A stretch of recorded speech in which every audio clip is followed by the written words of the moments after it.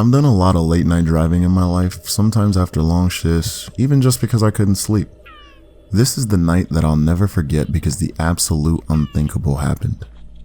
This night started like any other night drive I'd go on where it was calm and my music was just blaring.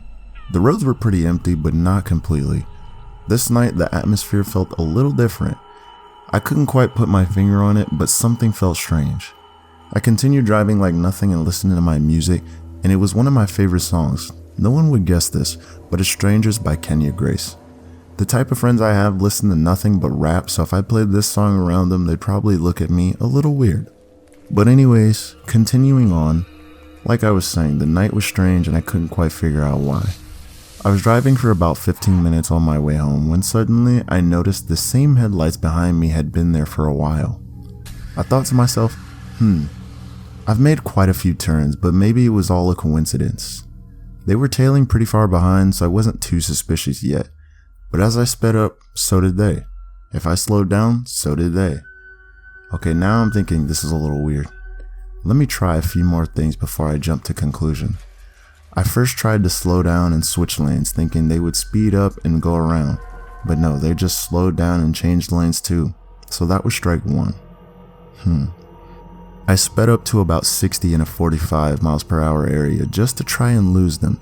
But instead of losing them, they actually sped up and were right behind me. Well, that's strike two. So now I try a final move to make a quick turn down a back road alleyway that no casual person would go down unless they lived in the houses right across the street. But they ended up making the exact same turn. So now I'm 100% sure I'm being followed.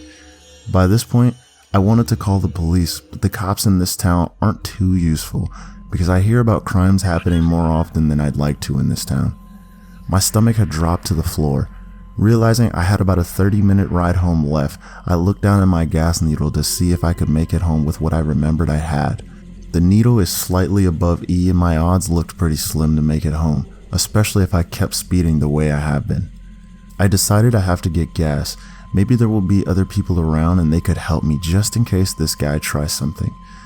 I have to take the risk, otherwise I'll be stuck on the side of the road all by myself and something worse might happen.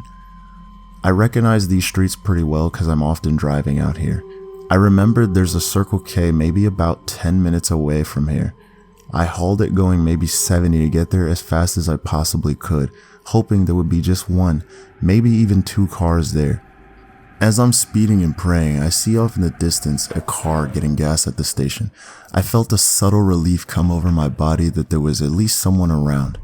I quickly pull into the Circle K and park my car right by the front door. After that, I got out and ran inside to ask the cashier if he could help me and call 911 quickly, please. He asked me why and I frantically shouted, "Please sir, I need help and I'm being followed." After about 30 seconds, I noticed the car that was following me had pulled into the lot right behind me. I took a little glance out the front door and noticed it was two silhouettes in the car, waiting and watching me. I was so scared and nervous to look out the front door you could visibly see my hands shaking. Minutes had gone by, but with all the adrenaline it only felt like seconds. The cashier was calling the cops and they were sending a unit over. But to my knowledge, the two guys in the car had just sat there, watching and waiting. For about 2 minutes, they were just sitting out there. I think they noticed me getting the cops called and got scared because when I finally mustered up the courage to look over and see what they were doing, they pulled out the lot and sped off. I told myself maybe it was just random. Maybe they were lost, or maybe I'd overreacted.